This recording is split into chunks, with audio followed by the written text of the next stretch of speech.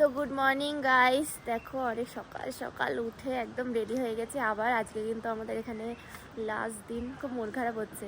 আর একবার দেখো তোমরা, জাস্ট একটা মানে সকালে ভোরবেলার ভিউটা দেখো পাহাড়ের। ওফ, জাস্ট দেখো, কিছু বলার নেই। দেখো কি সুন্দর লাগছে, পুরো পুরো মনে হচ্ছে একদম থমকে আছে মেঘগুলো, এত সুন্দর লাগছে। এখন কিন্তু প্রায় 6টা বাজে, আর আমাদের 5টায় বেরোনোর কথা ছিল, তাও লেট হয়ে গেছে 1 ঘন্টা।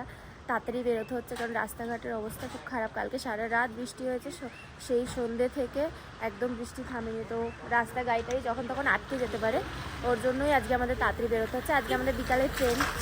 তো চলো, মনটা তো খুবই খারাপ লাগছে, কারণ তোমরাই বলো যে এত সুন্দর একটা ভিউ ছেড়ে কারণ যেতে ইচ্ছা করে এখান থেকে, বলো, তাও যেতে হবে, কিছু করার নেই। চলো, ওখানে সব গাড়িতে লাগেজ বাগেরা উঠাচ্ছে এখন, কি সুন্দর লাগছে।